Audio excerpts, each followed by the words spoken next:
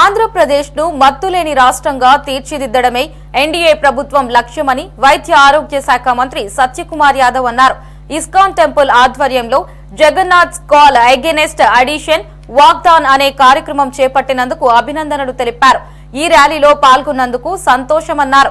ఇక డ్రగ్స్ పూర్తిగా నిర్మూలన చేసేందుకు యాంటీ నార్కోటిక్ టాస్క్ ఫోర్స్ ను ప్రభుత్వం నియమించిందన్నారు. ప్రతి ఒక్కరూ సామాజిక బాధ్యతగా వహించి మాదక ద్రవ్యాలను తరిమికొట్టాలన్నారు. Krishna Hare Krishna Krishna Krishna Hare Hare. Yes to compassion. Yes to compassion. No to addiction. No to addiction. Yes to compassion. Yes to compassion. Be drug free. Be drug free. Be happy. Be happy. Break the chains. Break the chains of addiction. of addiction. Drug free Andhra. Drug free Andhra. Drug free Andhra. Drug free Andhra. Bharat Mata ki. Hey! రాష్ట్రం ఎదుర్కొంటున్న అనేక సవాళ్లలో ఒకటి మత్తు పదార్థాల వినియోగం, drugs, ganja, synthetic drugs వినియోగం కూడా ఒకటి.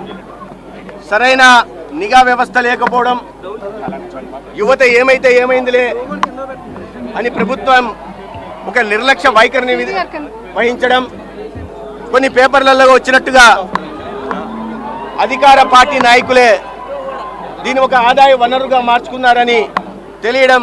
దీని కారణంగా ప్రభుత్వం ఈ మత్తు పదార్థాల వినియోగం, డ్రగ్ వినియోగం నుంచి యువతని, ప్రజల్ని కాపాడాల్సిన బాధ్యతను మర్చింది. దాని కారణంగా దాని తీవ్ర దుష్పరిణామాలు వాళ్ళ సమాజం మీద పడుతున్నాయి. కొన్ని లక్షల మంది ప్రజలు, ముఖ్యంగా యువత మరియు స్కూల్ పిల్లలు కూడా గాంజాను వినియోగిస్తున్నారని, సింథటిక్ డ్రగ్స్ వినియోగిస్తున్నారని వార్తలు వస్తున్నాయి. ఈ నేపథ్యంలో రాష్ట్ర ముఖ్యమంత్రి వర్యులు ఈ మహమ్మారిని ఎదుర్కోవడం కోసం ఒక కేబినెట్ సబ్ కమిటీని నియమించడం, ఆ కేబినెట్ సబ్ కమిటీ వీటి మీద కూలంకషంగా చర్చించడం, సంబంధిత అధికారులతో ఒక ప్రణాళికలు కూడా, కట్టడి కోసం ప్రణాళికలను కూడా రూపొందించడం జరిగింది.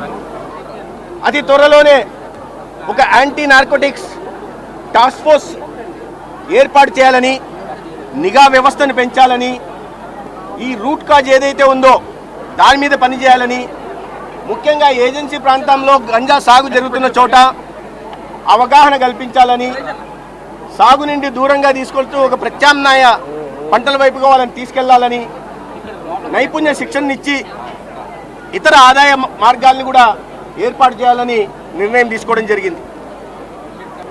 అదేవిధంగా ప్రజల్లో కూడా అవగాహన కల్పించి, ఎందుకంటే ఇది ప్రభుత్వం తన వంతు పని తను చేస్తుంది, ప్రజలు కూడా సామాజిక బాధ్యతతో ఎక్కడైనా ఇటువంటి వినియోగం మీద వాళ్ళకి వార్తలు వచ్చినా, సమాచారం అందినా ప్రభుత్వం ఏర్పాటు చేసిన టోల్ ఫ్రీ నెంబర్కి చెప్పాలని, తద్వారా ఈ కట్టడికి సహకరించాలని కూడా కోరడం జరుగుతోంది. ఆరోగ్య శాఖ మంత్రిత్వ శాఖ 25 డీఅడిక్షన్ సెంటర్లని రాష్ట్ర వ్యాప్తంగా పెట్టింది. అయితే ఆరోగ్య శాఖ మంత్రిగా నేను ప్రజలకు చేస్తున్న విన్నపం ఏమంటే, బానిసలుగా మారిన తర్వాత యువత డీఅడిక్షన్ కోసం తీసుకురావడం కాకుండా మొదటి దశలోనే వీటిని నియంత్రించాల్సిన అవసరం ఉంది. దానికి కుటుంబ సభ్యుల, ఎవరైతే బానిసలుగా మారారో వారి స్నేహితుల సహకారం కూడా మాకు అవసరం ఉంది.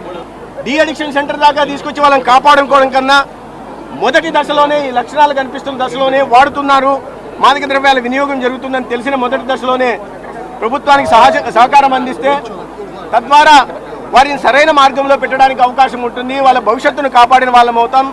ఆ భారం రాష్ట్రం మీద, ఆ కుటుంబం మీద పడకుండా కాపాడిన వాళ్ళం అవుతాం. అందుకని అందరూ ఇది సామాజిక బాధ్యతగా గుర్తించాల్సిన అవసరం ఉంది. దీన్ని ఒక డ్రైవ్ లాగా తీసుకెళ్లడం జరుగుతుంది. ఆంధ్రప్రదేశ్ని, ముఖ్యంగా దేశాన్ని నరేంద్ర మోడీ గారి నాయకత్వంలో, ఆంధ్రప్రదేశ్ని చంద్రబాబు నాయుడు గారి నాయకత్వంలో మత్తు విముక్త దేశం భారత్గా, మత్తు విముక్త ఆంధ్రప్రదేశ్గా నిర్మించడం కోసం ప్రజల సహకారాన్ని కూడా మేము కోరుతున్నాం. అయితే ప్రజల్లో చైతన్యం కలిగించడం కోసం, యువతలో అవగాహన కలిగించడం కోసం వాకథాన్ పేరుతో ఇవాళ మంచి కార్యక్రమానికి ఇస్కాన్ సంస్థ ప్రతినిధులు శ్రీకారం చుట్టారు విజయవాడ పట్టణంలో. ఇటువంటి చర్యలు రాష్ట్ర వ్యాప్తంగా జరగాల్సి ఉంది. ఇటువంటి కార్యక్రమానికి యువతను ఒక చోట చేర్చి మంచి కార్యక్రమానికి శ్రీకారం చుట్టిన సంస్థ ప్రతినిధులు హాసిని కానీ నరేష్కి నేను ప్రత్యేకంగా అభినందనలు తెలియజేస్తున్నా.